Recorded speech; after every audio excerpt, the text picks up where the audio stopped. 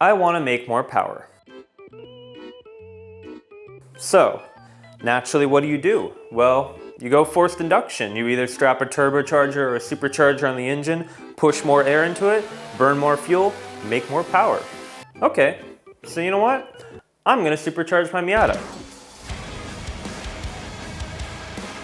So that's exactly what I did. I went out, bought a supercharger, and getting ready to strap it on my car. But it isn't just as easy as that. To be able to actually get the power to the wheels, you need to upgrade your clutch. That's pretty much the only truly required supporting modification.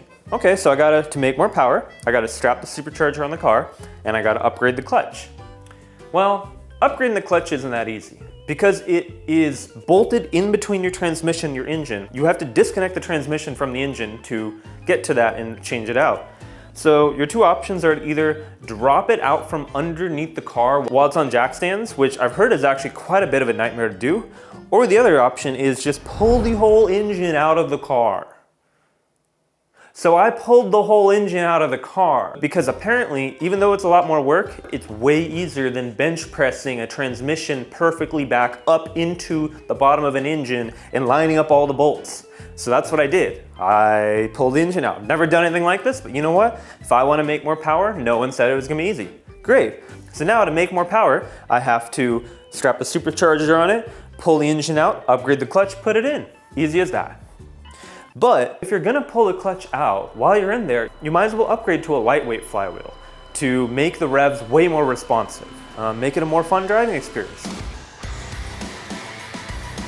You know what? Yeah, I like that. Let's do that. I'll do the clutch, and while I'm in there, might as well replace the lightweight flywheel. So I got one of those too. Great, everything's looking good. We're done. But my engine is a mess. It leaks oil so bad, to the point last year that it lost a couple of quarts of oil in a matter of months, leading to the lack of oil pressure, which made my engine sound like it was dying. So I want to avoid that, and I also want to physically clean up the engine. So you know what? While I'm in there, I'm going to replace all the oil seals. I'm going to reseal the whole thing, and it's a lot of effort, but you know what? For a car that I really like and I'm going to supercharge, I should probably start off on a nice, clean, healthy step. It's okay. Let's pull it out, put the clutch, put the flywheel in, reseal the whole thing. It'll be a nice, clean, fresh feeling engine. But while I'm in there, I might as well do a coolant reroute, because if you don't know, these engines have a little bit of a flaw from factory where the cooling flow isn't optimal, sometimes leading to cylinder 4 overheating, even though the whole system is not overheating. And if I'm supercharging, making more power, making more heat, the chances of that becoming a bigger issue and possibly destroying the engine are greater. Okay, you know what? That makes sense. I can justify that. But if I'm gonna be in there and I'm gonna do the coolant reroute, I might as well actually upgrade to the older 1.8 head gasket that has way better cooling flow. So the coolant reroute paired with the head gasket will make the cooling as optimized as possible. And I live in the middle of Texas, and I'm gonna track this supercharged car. So you know what? I want that optimal cooling. Okay, so next thing I know, I've got the head of the engine on my workbench. The engine is now in 2 parts. I've never done anything like this. I didn't know how to do an oil change just like 2 years ago. I am in so deep. But I guess this all makes sense because I might as well do this all while I'm in there. Okay, you know, the scope is kind of getting a little crazy, but if I'm changing the head gasket, the head bolts that connect the head to the engine block are technically torqued to yield. Okay, so I start looking into that. So the recommendation is that you buy a brand new OEM one every time you unbolt them. But if you're gonna buy a brand new OEM one, you might as well upgrade to stronger ARP head studs, which are usually highly recommended for high boost applications. Not me, but for me, it still gives me a lot of insurance that the head won't physically lift off the block under high boost. And it helps future-proof my car in case I want to make more power, because I might as well while I'm in there. I don't want to have to change that later. Okay, so now we've got to a point where I've pulled an engine out, doing the clutch, doing the flywheel, resealing the whole thing, coolant reroute, head gasket, engine is in multiple pieces, and I've got new ARP head studs in. Great, that's enough scope creep. But someone tell me, what is keeping me from at this point just rebuilding the whole engine? I have the whole head on my workbench, and I can see not only the bottom, but also the top of the pistons and the whole crankshaft assembly. The bolts are right there, like I could, no.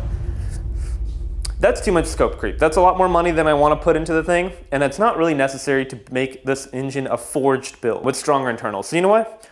That's the line. I'm stepping back from the line. Okay, doing a lot of work, but it all makes sense. So engine's gonna slowly go back together, and I should be done, right? So then I can just supercharge it and be on my way.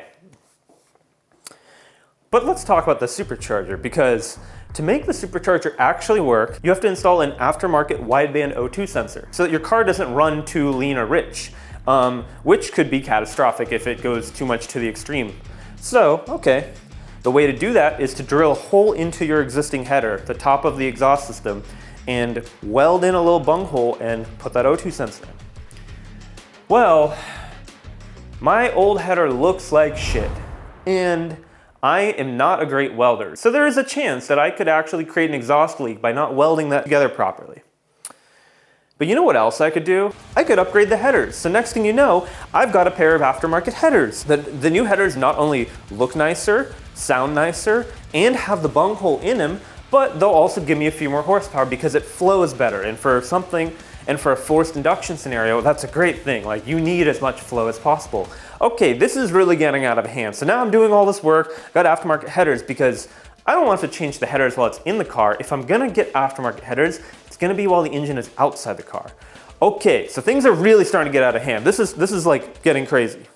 But you know what? Let's talk about the cooling. I'm in the middle of Texas. I'm gonna track the supercharged car in the middle of summer. I should probably upgrade my radiator.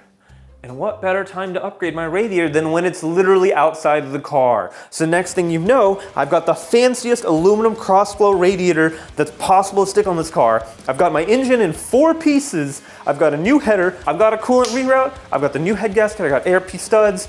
I'm resealing the oil pan. The bumper is in my kitchen, and I'm stuck in a month-long purgatory in this garage with car parts everywhere. And this is getting really out of hand. But I guess I might as well while I'm in there.